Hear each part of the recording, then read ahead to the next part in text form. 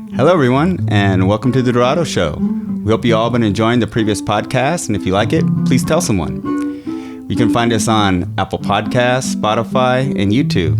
And with that said, this podcast, continuation from the previous, where my dad is stationed out in Nellis Air Force Base, and which is actually the home of the Thunderbirds for those who follow the air shows.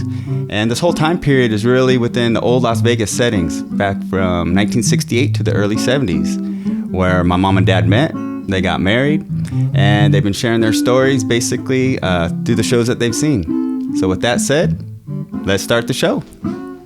Let's go, Dad. Very good. So I think where we left off was over at the International, where you named off several of the players that were out there, including Elvis. Is Elvis resurgent, right? Right, Elvis. Yeah. Well, yeah, and then today's Hello, gang. Good to be back. But anyways, today's hotel, I guess it's called the Westgate. Is that right? Yes, it's the Westgate now. It's the Westgate now. And then, one real good thing about the Westgate now is if you get tickets, I heard, they're giving you discounts because it's just starting up again. Oh, really? Yeah. And then aside from that, the good part is you can catch a show. And you could also take advantage of the Elvis perks, because Elvis did all these shows, and they have a special tour where they tour you around where, Elvis did his stuff. Sure, yeah. So this is what I heard from some Elvis people told me about, these special tours and tour packages that they have there available at the same place. So if you're an Elvis fan, there's so many of you out there. And then thank you for that also. Preserving our heritage, really, musical heritage, and there's plenty of need for that, especially nowadays. Try to wipe out our industry. But anyways, that's right. bad COVID, taking out entertainment. Get rid of our entertainment. But anyways, so take advantage of that particular offer while they still have it. It's. I understand that it's really good, and then plus that you learn so much more about, the workings of actually doing an act and all that kind of thing, and you get to see where Elvis, so they get to, the king was at, even though he didn't like that particular title, but it's he paid his dues and he had a lot of respect for everybody else. So for me, I didn't realize how much respect he had until we took off to go to Graceland, me and the wife, and it was just it was really moving. Right. You see his accomplishments. And then you go, oh my God, I didn't realize it. That he was that much of a performer and a kind person. It's just anybody gives your bodyguards cars, for thank yous, my kind of guy. Right. Hey, I want the keys, boom, here's the Cadillac. Here you go. Right. Got your benefits. There you go. Coming That's out somewhere. Right. All right, just take a step back though. You were really didn't listen to Elvis that much, or you weren't? Were you? No, really. Big of a fan then, because I've done that with other bands myself too. Right. Just being whatever it was at the time. If you just didn't listen. Yeah, it's just. When I sort of agreed with the general public in that time during the Elvis time. The general public was actually. There was the Rat Pack. You had that other style of music where you had standards. Yes. Now, everybody sang standards. If you wanted a lounge show, then you go to the lounge show. Then you go ahead and receive early rock and roll, soul, or whatever, R&B. So the standards would be considered, though, to step back first, the standards would be jazz standards or just things that people are used to. Well, it's Frank Sinatra kind of stuff. Okay. So Frank Sinatra was the king of the Strip. Right. So now then they built that International on another street. So it actually fit for Elvis's need. Yes. And then even Barbra Streisand sang there, Oh, really? But anyways, aside from that there, it was, he wasn't accepted inside that circle because it was meant to go ahead and do the big stuff, the big bands and all that kind of sound. Yeah. And then here he's bringing in this rock and roll. Well, heck, we got rock and roll inside the lounge shows. No way he should be a main show person. And then he only had 4 pieces, you got to remember. Right. 4 pieces, Yeah. come on. you can't be doing a main show with only a 4-piece band. Unless you're ZZ Top, three-piece, but that's right. No, but back in the day, that was unheard of. So really, so that's why. Well, that's one reason. One of the reasons. Yeah, there you go. But then the other part there was, hung around with so many different musical people, and we went to go see Elvis. We had, I think, we got special tickets from my roommate there, and I think it was maybe $20 or something like that for lobster and show tickets and everything to see Elvis. And that's pretty cool. Yeah. Yeah, everybody was there. Right. We were having a nice time and everything. Smitty and Susie were there, and Mom, and yeah, so that's my dad's sister. Dee, right. Yeah. So we were all there, and then all of a sudden the show went on. Everything was real good. He was working out, sweating quite a bit, of course. He's really working the stage, working the people. Then about maybe halftime or something, I guess. My sister ran up there to the stage to try to get a kiss from him. Yeah. Because he was out there kissing the girls and giving people so funny. Roses and all that kind of thing. By the time she got up there, they closed the curtain on her, but at least she got up there. It was just... it was pretty exciting to go ahead and see all that enthusiasm from our table. But then the next part of the show came up. Then Elvis seemed like he was still tired out from the first show. Yeah. And to me, it just, he thought it was funny. But to me, it was disrespectful to the band. So what he did, he took a big glass of water. Then he drank his water, about maybe half full or whatever. Then after that, he threw the glass of water back to the band and said, here's yours. Some nerve going on. Right. Then after maybe 5 or 10 minutes, I couldn't stand no more. Yeah. Because I knew downstairs, Ike and Tina Turner were on fire downstairs. No disrespect down there. Well, I told the girls here, I'll be back. I really? pretended like I had to go to the bathroom. Who was it? Ike and Tina Turner. That's awesome. I wasn't going to tell anybody that story, but you forced me. You twisted my arm on that one. All right. Wasn't sure if you were going to say it either. No, but that's one of my favorite stories. Sorry, wait. That's one of my favorite stories my dad told me, right? And I wasn't, he glossed over it, kind of seeing the Elvis show last episode. So I was just like, man, was that the time? And I was like, I wasn't sure if I should say it. So anyway, yeah. Thank you. No, sorry about that to Elvis fans out there, but it's just his way. He was a good old boy. And good old boys got different, different ways that they are. But to me, I'm a city guy, right? So that was totally disrespectful to the people that brought me up. All that hard work these people did their whole life, right? Gave it to the project. Then all of a sudden to go ahead and get that. John says no. John's out of there. How long was your piss? I think until the end of the show. No way. He never came back. I don't think so. I don't know. I don't even remember. Right. But at least they got a chance to see it, and then I think I told you too that Elvis and my mom and my wife got a chance to go ahead and talk to the Colonel and say hi to Elvis and all that kind of thing. So and saw Priscilla and.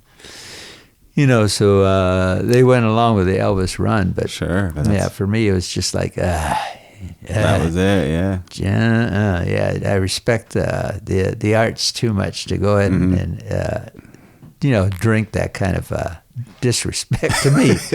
Yeah. No, but like I said, good old boys, they kid around, but it wasn't my kind of thing. So. Right. Looked different up there. Very good. All right. So now you sidetrack intro. Now you got it. Now you got it out of me. Yep. All right. But no. Anyways, when we did go to Memphis or Graceland, that whole place. I heard actually that they've redone quite a few things out there. So if you get a chance, let's see. Last time we were there was the mid '90s. Maybe 95, 6, 7, 8, right around that time frame. But anyways, everything was set up the older way, and now I heard it's fixed up real nice, even better. Oh, good. Because back then it was just Super Elvis land. And then I remember, I think it was a Super 8 or something like that hotel. Played Elvis movies 24 hours a day. So if you got a chance to go stay at that hotel, you ended up watching Elvis movies all day, all night. That's funny. And it's big. I mean, really big. Yeah.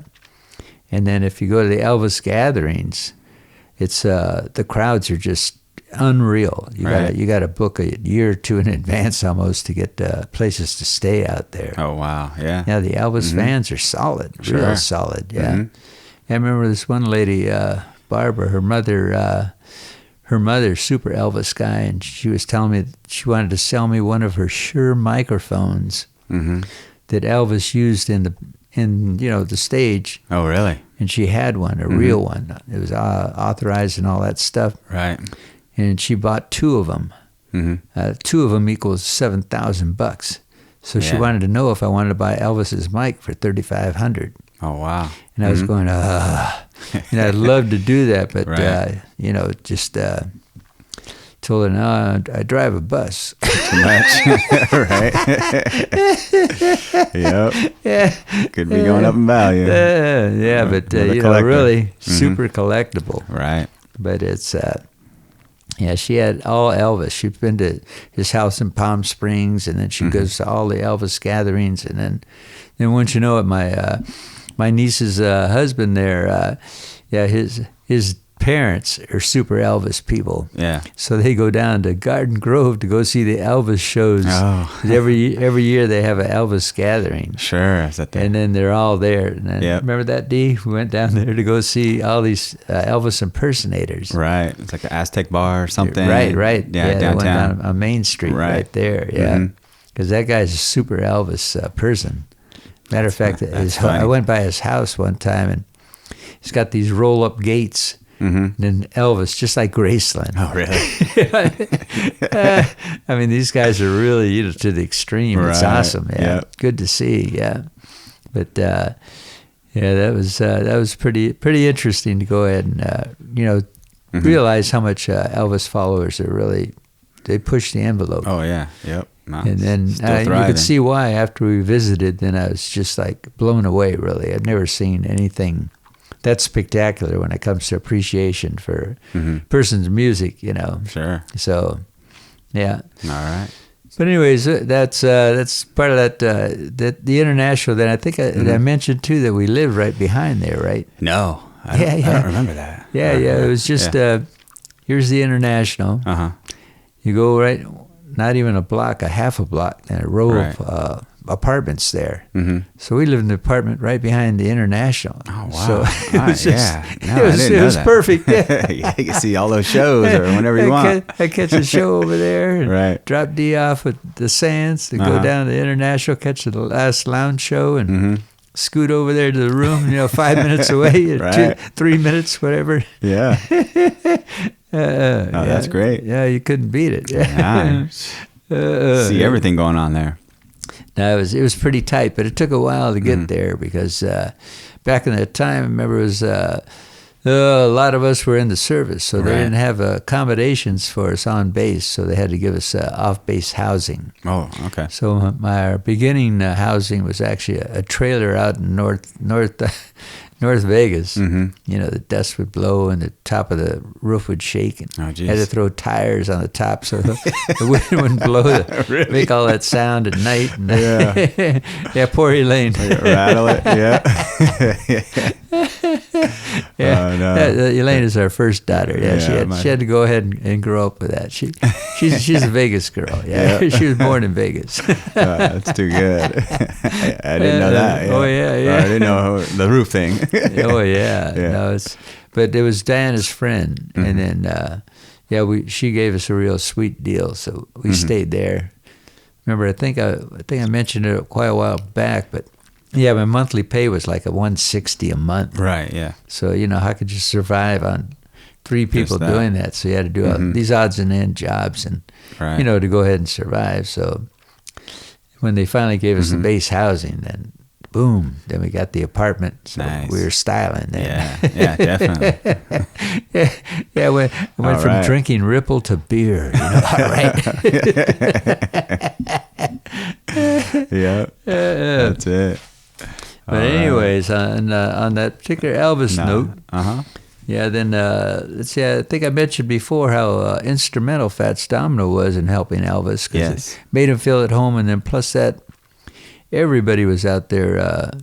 Sun Records and the Belt. That's right. New Orleans was Fats Domino, and then Johnny Cash. You name all the people up and down that whole Mississippi Belt area. They all helped each other. So it was really a collective effort that really brought rock and roll to what it was. And then if you could use that example in today's politics, it'd really be wonderful. Whereas all the people that were at a certain level, and then I wanted to go to the next level to do whatever they're going to do. Right. If they all work together, and boom, if you vote, you could do that. Right. Just remember to vote now. But anyways, moving on here. That's so much for paid political announcement. Yeah, that would be a dream. Everybody working together. That's right. Yeah. Yeah. Oh, if we could only live together. Okay, now let's see. Aside from the international now, the Rat Pack was on the Strip, like I said. Right. On the Strip, you had people like Humperdinck, Tom Jones, Wayne Newton, Liberace, Sammy Davis Jr., Frank Sinatra, and Jimmy Durante and Milton Berle. You had a lot of these people, Sonny and Cher. They were out there on the main street, and then Elvis was on the other street. Right. So, it wasn't the basic. I think the basic headline I sort of recall. Well, it's, I think, Review Journal newspaper. If you look that up, hardly anybody went to the show. So it wasn't like he was sold out or anything. So that's probably why we got those tickets from the base, that to fill the seats. Oh yeah, all right. And then government support. So here we are. Yeah, make it sold out. That's right. So to speak. Right. Get those tickets out there. All right. Then another person who was on the Strip there was Charo, the Gucci girl. Yeah. Yeah, one time, I think me and Dee were walking around the Circus that just opened. The place to go, Diana could get in because you could be under 21 to get in there. Yeah. So we were doing the circle, and then, I just remembered, what's his name always used to say hi to me? Rip, the ringmaster. The guy with do you remember his last name? Rip, yeah. But he's like he'd introduce everybody. And the main ring we have, blah, blah, blah. And then he had a curled up mustache. Real funny guy. Right. And he'd always say hi to me because he'd see me walking around all the time. Is that it? I know. No. Whatever. But anyways, so Rip, interesting. Okay, then that's when I ran into Charo, and I was noticing her walking around with this old guy. Yeah. I said, "What the hell?" Here I am, newer in Vegas. We're going around. I'm learning the ropes.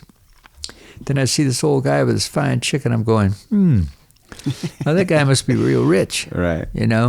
Later on, I found out that guy was Xavier Cugat, one of the best players from down South America. And then Charo, of course, boom, they're like buddies. Right. Yeah. And it was just like, later on in time, because I see my mom's albums and I go, Xavier Cugat, oh my God, I seen him with Charo. There they are. So that's what happens back in old Vegas. They'd be walking around just like everybody else, and they're real cordial. They say hi to everybody, and they'd want you to go to the shows. Sure. So it's still like a promo kind of deal too, but at the same time, it was just real good days back in that particular point in time. Right. Yeah. It's different, right? Oh yeah. Yeah. It's not, you didn't have bodyguards all over and, people with machine guns going to knock you down because you want an autograph or whatever. Right. Yeah. Yeah. Yeah, then after that, then I think moving on from Charo and then that area, I'm going to have to go jump into my wife now is working at the Sands Hotel. All right. Now, the Sands Hotel was like the epicenter for the Rat Pack. Mm-hmm. So, Right. Frank Sinatra, everybody played over at the Sands. They stopped in and played. And when I started doing a little research on that, then I found out in the mid-'50s, the super mafia people ran that place. And then later on, they were the ones that brought in Bugsy Siegel. Oh, wow. And then they set him up, I think, over at the Flamingo, and then later on other places. But who knows who killed him? But it was something happened along the line. Probably had to deal with some girl. And the usual thing. That's what happens out in that way. Yeah, that reminds me of another story. But I'll hit it real quick while I'm thinking about it.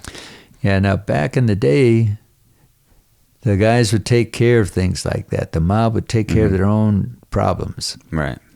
And then later on in time, in maybe the 90s, or I'd say maybe the 90s, same thing happened to Binion's Horseshoe. Now, the Binion family had their own thing. If you go take a picture on Fremont, it's where the $1 Million Horseshoe is. This is Vegas. And, Binion's wife was going out on Binion. And then what happened was, I guess, they killed the guy off. And some way like that. That's what I heard. All right. And then I went to go talk to an old-time security guy, and I said, well, what the heck? What do you mean they killed him off? Back in the day, that never happened. That special lover over there would be out there in the desert someplace. Right. Yep. Then he told me, John, it's nothing like it used to be. Believe me. Oh, wow. Really? Yep.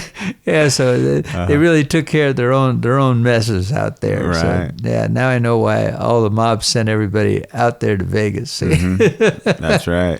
Take care of it in the desert. Yeah, it was a Sheriff Ralph Lamb. Yeah, they always used to say, don't mess with Lamb. Lamb was old school sheriff guy. Oh, really? Oh, yeah. Yeah, he wouldn't find hide nor hair. What time frame was that? Yeah, what time frame was that? Same time. All right. Yeah. Oh, that's interesting. But anyway, moving on, aside from that kind of thing.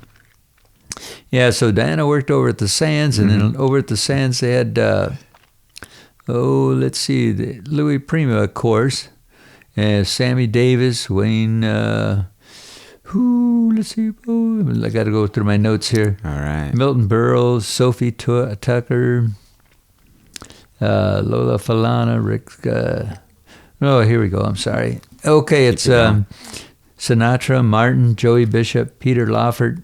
They call it at the Summit. So these performers would get there and keep the Sands running real tight. And then their usual band over there was Louis Prima and Keely Smith. And they were New Orleans people. So then, of course, New Orleans got a pretty tight group of people to take care of their area also. So it was really a good combination to have that. And the Sands was also used in the original movie called Ocean's 11. I think everybody younger would remember Ocean's 11, played by Brad Pitt, George Clooney. Right. That's it. Yeah, the most recent ones. Right. And this was like the original. Right. That was right there at the Sands. So Diana was, working for that particular company. So it was just fantastic. Yeah. So that was then they had a couple movies out there too that were shot also at the Sands. And amazing thing was also JFK showed up at the Sands Hotel to go ahead, and he was friends with Sinatra. And so, he'd stop in every now and then to go say hi to Mr. Sinatra there. Oh, so they're all tied. Yeah, so everybody's tied together. This is the funny part of that story, though. In my mind, I think to myself, now here's Sinatra tied up with Kennedy. Right. But then yet Robert Kennedy was person that was after the mob. Right. Yes. Sort of odd, And then you get the Marilyn Monroe picture, and then you get all these other pictures. A lot of shady stuff going on. I mean, super movie stuff. Right. Yeah. Conflict of interest there. Yeah. You can't tell what went on behind closed doors. Oh, yeah. Yep. But anyways, the Sands was there, and then we had a good time at the Sands. Over here at the Sands, I come down here to say that. Another thing when it came into another part of Kennedy's thing was to go ahead and have segregation or integration to get rid of segregation. Yes. And then the Sands Hotel wouldn't let Sammy Davis Jr. that performed there stay at the same hotel. Wouldn't let him eat at the hotel. So he had to go to a different place to eat and everything else.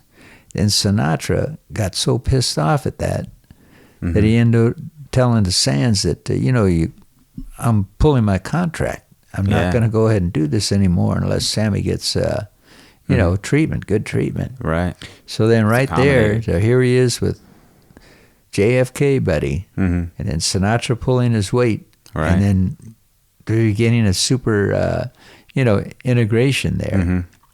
And then I think that followed too, along with. Yeah, that's awesome. I thought that was so courageous, right. For somebody to go offer or get rid of their whole career, right, and then go ahead and put it on the line to go ahead and help another fellow performer like that, right. Yeah, and that was really that was the law of the land almost, really, because you figure I think 1964 was a law about integration or whatever. Yep. So then this is like 69, 70 or whatever. So really, it was pretty courageous of Sinatra. Yeah. Yeah, it takes time. Oh yeah, or everything did take time. It's still taking time. Yeah, it takes. If you use Chinese people and Japanese people as your indicator of time, you'll find out that. We think and want to do everything real fast, but a real curse like that would take at least a generation, so 50 to 70 years. So you could see that if you look back at history, then how many years it's really going to take. We got to keep on going on with the problem, resolving the problem. Right. But at the same time, it'll take a couple lifetimes. So. Right. At least everybody's on the right track, but then they got to keep that in mind. Things don't happen overnight. Right. But anyways, my wife was working over there at the Sands inside the keeping tabs on how the bars and everything were doing. So she'd go down there and take the totals up, and then she'd key them in and make sure all the totals balanced for the amount of tickets that they brought in. Right. So everything was cleared up. The real nice thing about that was she was working back at that time with Howard Hughes and Robert Mayhew. They were the leaders back in that day at the Sands. And over there, if you finished your job, this is the last of old school good stuff.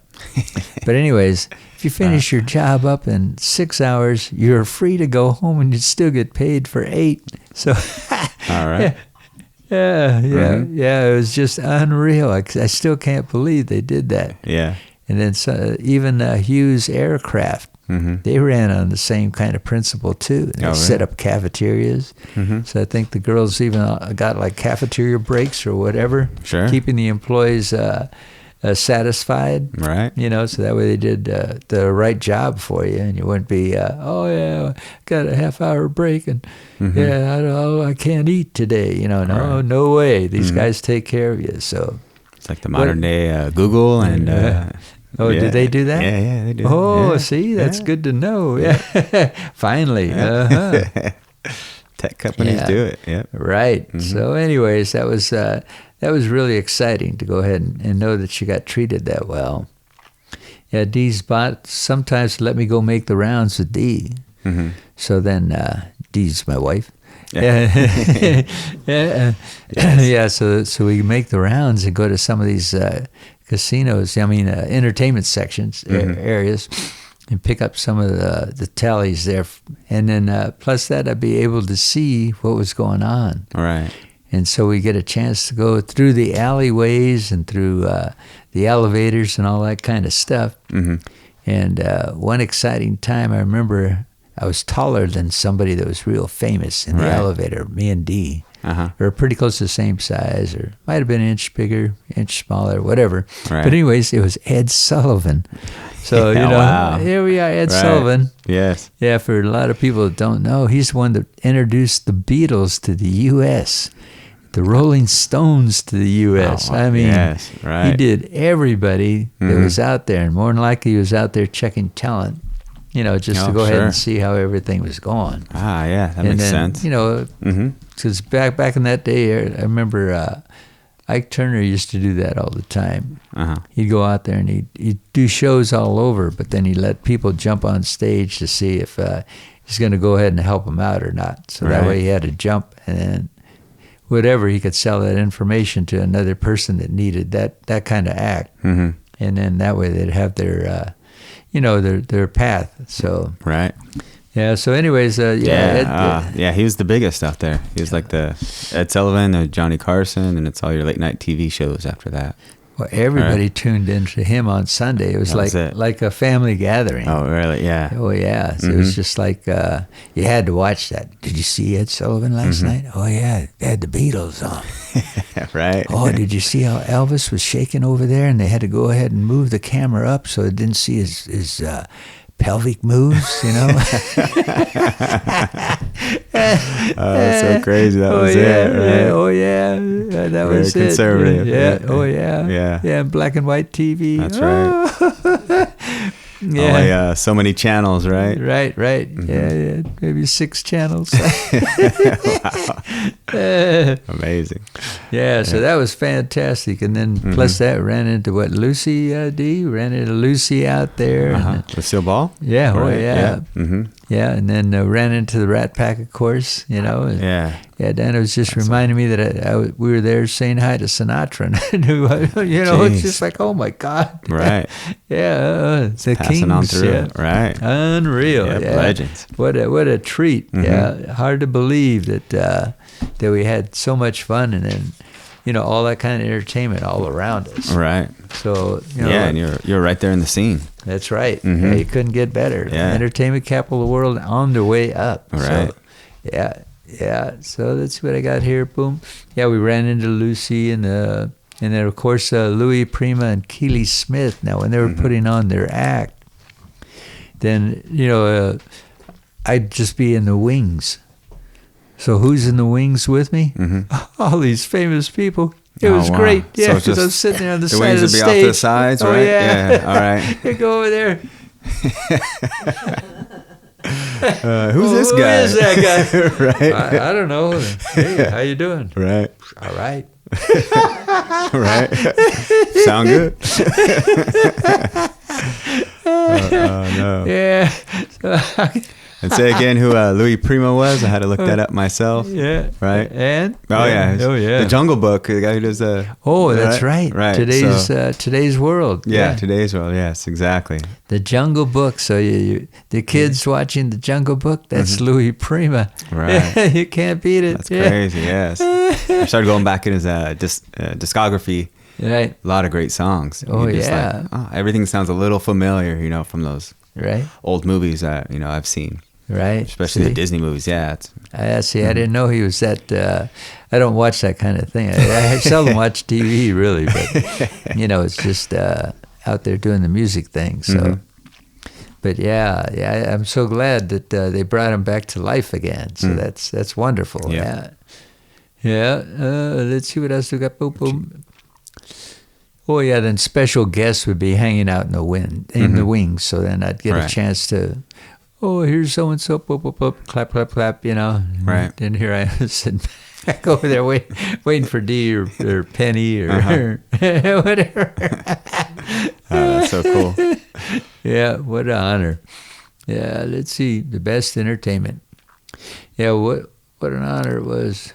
Oh yeah, then another fantastic item too was I put down there. What an honor.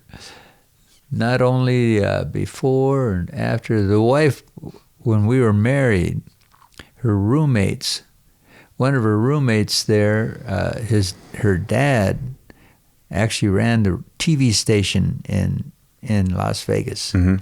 So again, you couldn't beat that. Here I am with all this entertainment. Right. I meet the love of my life, and then here I am over here with Diana's roommate. Right. Her dad runs the TV station in Vegas. Yeah, and what really hit it off was he had a show, a Charlie Chan segment on I can't remember, on the weekends, I guess. Right. But anyways, Charlie Chan was one of my favorite guys to go ahead and watch those movies, you know. Right. I think 1944 through whatever. But anyways, Charlie Chan. And, we had so much in common all the time. Mm-hmm. So it's like we were buddies already. And then here it's Penny's dad over there. Right. And then, the real kicker was that... he wanted me to go ahead and work for him when I got off, got out of service. Mm-hmm. And it was the beginning of Technicolor and Sony right there in Santa Monica. Mm-hmm. And I was going, he was there. I woulda, I shoulda, right. What the heck? Instead, I was too hard-headed. I was going back to my old job because job security and all that kind of stuff. What an idiot. Yeah, you should have just ran. You know what the heck? That's right. Yeah, you just don't know. Mm-hmm. Yeah, what did I got in my note here?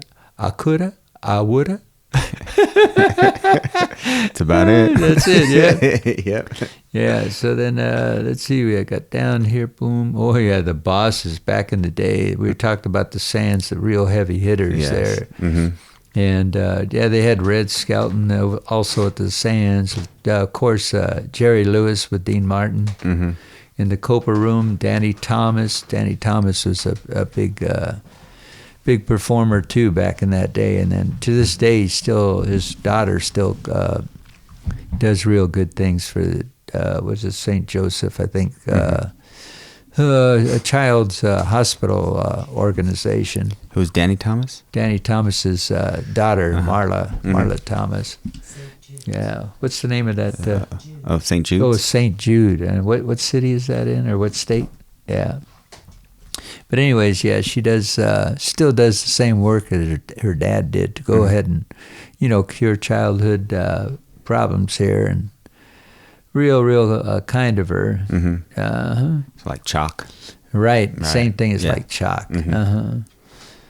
Yeah. Then I got a couple notes here where when you look up some of this information, it's sort of funny because I remember I was looking up something, and then they even mentioned the Mater D's name. And I'm thinking to myself, the Mater D. But then you remember back in that day, the Mater D was everything. Mm-hmm. So he knew everybody, right? The connections. Right. And then I remember the Mater D was nice enough to allow me and the wife here, Dee, to go inside to see Fats Domino. I think, were you 19 or 20? We weren't. In other words, we weren't old enough to even get in the casino. Right. And then 20. Okay, then they put us a place over there where we weren't that conspicuous, but at the same time, because we were wearing our wedding outfits, they allowed us to go inside there. Right. So, and then we got another show too, but there was the Mater D was the important juice to get in all these places. Sure. So, yeah. And then they knew where to go ahead and stick you, so you didn't stick out, right? And you still be able to share the experience. So, so that's what I found out here. They were really kind to everybody that was part of the team, right? So, to tip them out too, right? Oh yeah. Keep them happy and let them know you're there to help too. That's right. Yeah. So it's just like see, back to today's world, I'm not even sure that Mater D exists. I think you look at the computer and it says seat number X. Go ahead. Yeah. You could find it. It's right over there. Just walk out there. Right. Yeah. Look for row triple L, and then look at seat number 42. That's right. It's right in the center, but that's all you paid for. That's all you get, buddy. So I'm thinking, it's like a bouncer at the club, and Give him some cash every time you go in. Oh yeah, that's the way. Right? Yeah. Come on, don't wait in that line. Come and see me. Right, Yeah. exactly. But that was nice, real nice. Mm-hmm. Yeah, and then another point over here. Yeah, if you get a chance, go to downtown Vegas. To this day, you want some good old school food. Mm-hmm. Then Bugsy Siegel's restaurant inside the El Cortez Hotel. Go over there and then go ahead and have something to eat. Yeah, You'll really enjoy some of the food there. It's not high priced, it's medium priced, and then they serve you super old school, so you really have a good time just feeling that experience. Mm-hmm. And then of course the music in the background is it's piped in, but they still play all the old school stuff. So it's really nice. Yeah, that's cool. Yeah. Yeah, just don't look around on on Fremont too much. No, just be careful on Fremont. You always got to be careful in today's world. It's a little different. Yeah. But anyways, let's see then. The Flamingo. Yeah, I mean, was it the Thunderbird? I guess. Yeah, what was across the street from the Thunderbird?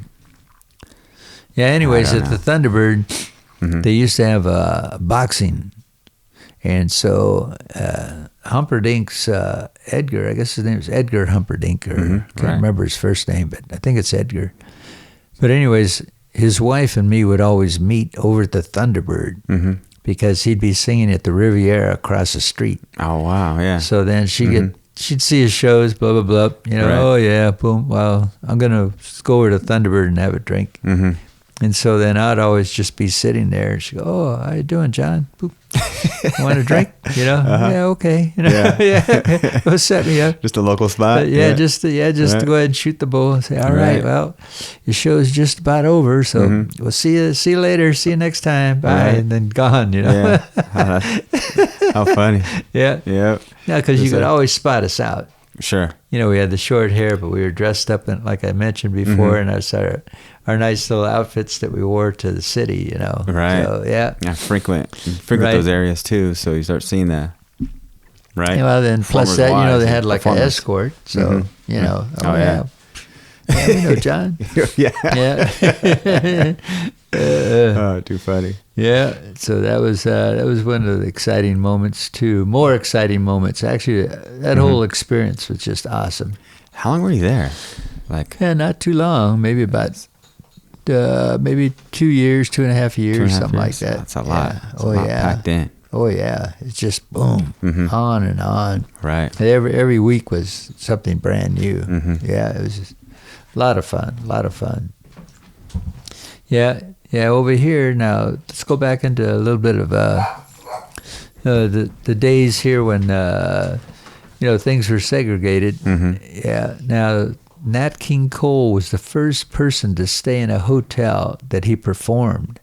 Now, Nat King Cole even had his own TV show here in L.A. If you ever get a chance, dial it in.